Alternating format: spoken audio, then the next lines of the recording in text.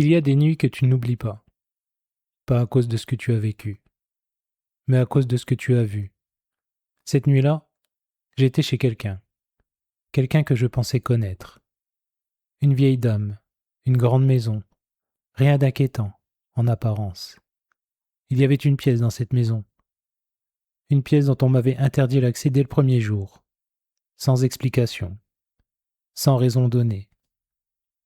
Je ne sais pas ce qui se serait passé si j'avais respecté ça.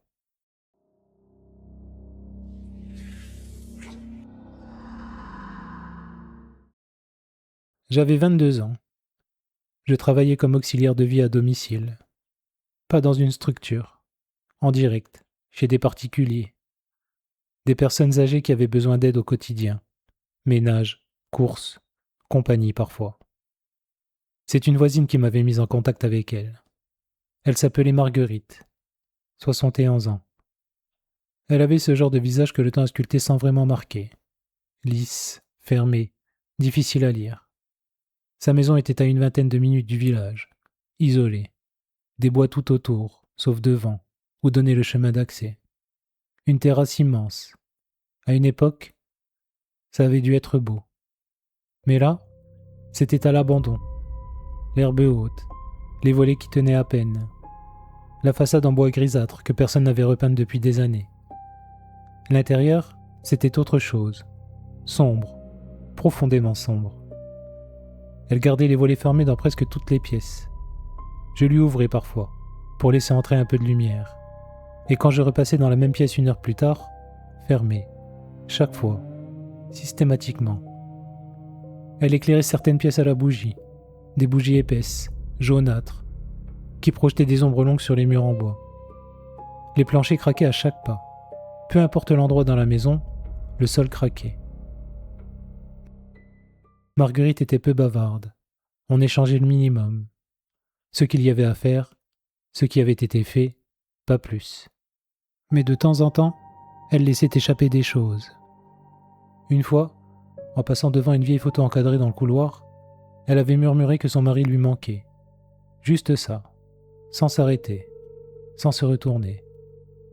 Une autre fois, en triant le courrier, elle avait mentionné un homme du village qui venait l'aider avant moi. Elle avait dit qu'il n'était plus là. Là encore, juste ça, sans explication, sans que je demande. Je n'avais pas cherché à en savoir plus. J'aurais dû. Un vendredi soir, elle m'a demandé de rester dormir. La maison avait 4 chambres. Elle vivait seule. Ce n'était pas un problème. Je suis arrivé ce vendredi-là comme d'habitude. J'ai posé mon sac dans la chambre qu'elle m'avait indiquée. Vêtements, affaires de toilette, mon téléphone. Et quand je suis retourné vers la porte, elle était là, debout dans l'encadrement. Je ne l'avais pas entendue approcher. Elle ne m'a pas dit bonjour. Elle ne disait jamais vraiment bonjour. Elle m'a juste dit de nettoyer la chambre d'abord, puis de ranger le reste de la maison. Et elle est montée à l'étage. Je ne l'ai pas revue de la journée. Mais je l'entendais. De temps en temps, un craquement au plafond. Des pas lents. D'un bout à l'autre de sa chambre. Aller-retour, aller-retour. Pas de télévision dans cette maison. Pas de radio. Rien. Je ne savais pas ce qu'elle faisait là-haut. Il y avait une chose qui m'avait mis mal à l'aise dès le premier jour, mais que j'avais mise de côté. La cave. Elle m'en avait parlé clairement, dès le départ. Interdite. Elle ne voulait pas que j'y descende. Pas de raison donnée. Juste interdit. J'avais accepté sans poser de questions. À l'époque, ça me semblait être une excentricité de vieille dame. Une pièce de stockage. Des affaires personnelles. Je n'y avais pas pensé. Pas encore. Le soir est tombé tôt. Sans lumière, sans télé, sans rien à faire. Je suis allé me coucher vers 21h. Le lit était dur, inconfortable. Un de ces vieux matelas qui s'affaissaient d'un côté et vous tordent le dos. J'ai mis longtemps à trouver le sommeil. Et puis, au bout d'un moment, des pas. Des craquements sur le plancher du couloir. Lents, réguliers. Je me suis dit que c'était Marguerite qui allait aux toilettes. Normal, je n'ai pas bougé. Mais quelques minutes plus tard, les pas sont revenus. Et cette fois, ils se sont arrêtés devant ma porte. Je me suis assis dans le noir. J'ai retenu ma respiration. Et j'entendais, nettement, le plancher qui craquait sous son poids, juste derrière la porte. Elle était là, debout, immobile.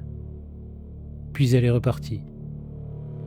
Je l'ai entendu descendre l'escalier, et ensuite une porte, lourde, qui s'ouvrait et se refermait quelque part dans les profondeurs de la maison.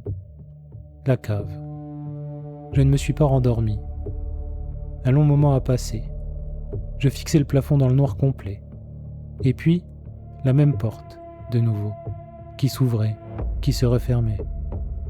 Des pas dans l'escalier, lents, lourds, chaque marche qui craquait sous son poids. Ils ont remonté tout l'escalier, et ils se sont arrêtés de nouveau devant ma chambre. Cette fois, je ne me suis pas assis. Je me suis allongé. J'ai ramené le drap jusqu'au menton. J'ai fermé les yeux. J'ai entendu la poignée tourner. La porte s'est ouverte. Des pas dans la pièce. 2, 3 pas. Une pause. Et puis elle est ressortie. Elle a refermé doucement. J'ai entendu sa chambre se fermer à l'étage au-dessus. Je n'ai pas bougé pendant un long moment. Je respirais par petites goulées. Le cœur cognait fort. Mais dans ma tête, quelque chose s'était mis en route. Une question que j'aurais mieux fait de ne pas me poser. Qu'est-ce qu'il y a dans cette cave ? J'ai attendu. Une demi-heure, peut-être plus. Jusqu'à ce que la maison soit silencieuse. Vraiment silencieuse. Je me suis levé. J'ai attrapé mon téléphone. J'ai traversé le couloir en posant les pieds avec précaution. Ça craquait quand même. J'ai descendu l'escalier et j'ai traversé le couloir du bas. Et j'ai posé la main sur la poignée de la porte de la cave. Elle était froide. Je l'ai ouverte lentement. Et là, avant même de descendre la première marche, quelque chose m'a frappé. Une odeur. Pas l'humidité normale d'une cave. Quelque chose d'autre. Quelque chose de doux, d'écœurant, que je n'arrivais pas à nommer, que je ne voulais pas nommer. J'ai éclairé avec mon téléphone et j'ai descendu les marches une par une. Plus je descendais, plus l'odeur s'épaississait. Elle collait à la gorge. Elle s'accrochait aux vêtements. Arrivé en bas, j'ai failli m'effondrer. Au centre de la pièce, 2 chaises en bois, vieilles, et sur chacune d'elles, une silhouette. 2 corps, assis bien droits, immobiles. Ils portaient des perruques d'hommes, les cheveux noirs, plaqués. Le plus grand des 2 avait un béret. Je suis resté figé. Je ne sais pas combien de temps. Les jambes ne répondaient plus. L'odeur, la lumière blanche du téléphone sur leur visage, ce silence total. Et puis quelque chose m'a forcé à avancer. Il fallait que je sache. Il fallait que j'en sois sûr. Je me suis approché. Ils étaient réels. Un insecte a traversé le visage de l'un d'eux au moment où j'éclairais. J'ai failli vomir. Je me suis souvenu de la photo dans le couloir, du mari dont elle parlait parfois du bout des lèvres, et de cet homme du village qui n'était plus là. Je n'ai pas formulé la pensée jusqu'au bout. Je n'ai pas voulu. Je n'ai pas eu le temps. Des pas, au-dessus de ma tête. Je me suis glissé derrière des vieilles caisses en bois empilées dans le coin de la pièce. Les pas descendaient l'escalier de la cave, lentement, lourdement. Le bois qui se plaignait à chaque fois. Je retenais ma respiration. Je ne bougeais plus. Elle a atteint le bas des marches. Et elle a chuchoté mon prénom. J'ai regardé par-dessus les caisses, une fraction de seconde. Marguerite était à mi-chemin dans la pièce, un couteau de cuisine dans la main. Je n'ai pas réfléchi. J'ai couru. Elle a crié mon prénom, un son que je n'oublie pas. Et elle a tenté de me suivre. J'ai remonté les escaliers de la cave en 2 enjambées, traversé le couloir, ouvert la porte d'entrée. L'air froid de la nuit m'a frappé d'un coup. J'ai couru dans l'allée, mes pieds sur le gravier. Le noir complet autour de moi. Je n'avais pas mes clés. Je n'avais rien. Juste mon téléphone dans la main. J'ai couru jusqu'au chemin et j'ai continué sur la route, dans le noir, sans me retourner. J'ai marché dans le noir jusqu'à retrouver du réseau. Puis j'ai appelé le 17. J'avais du mal à parler. J'arrivais à peine à donner l'adresse. La police est arrivée sur place. Les corps étaient là. Mais Marguerite, elle avait quitté la propriété avant leur arrivée. Personne ne l'a trouvée cette nuit-là. Quelques semaines plus tard, je suis tombé sur un article, une brève, dans un journal local. 2 corps retrouvés dans une cave. Un homme d'une 60aine d'années et un autre, plus jeune, un homme du village, porté disparu depuis plusieurs mois.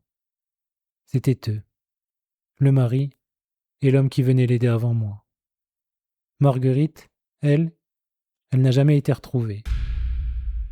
Je repense souvent à cette nuit-là, au craquement derrière la porte, à la poignée qui tournait dans le noir. Et je me dis une chose. Si vous travaillez un jour chez quelqu'un, si on vous interdit une pièce sans vous expliquer pourquoi, n'y entrez pas. Fuyez. Si cette histoire t'a plu, pense à t'abonner, à liker ou à laisser un commentaire. De nouvelles histoires arrivent. Et surtout, ne ferme pas les yeux.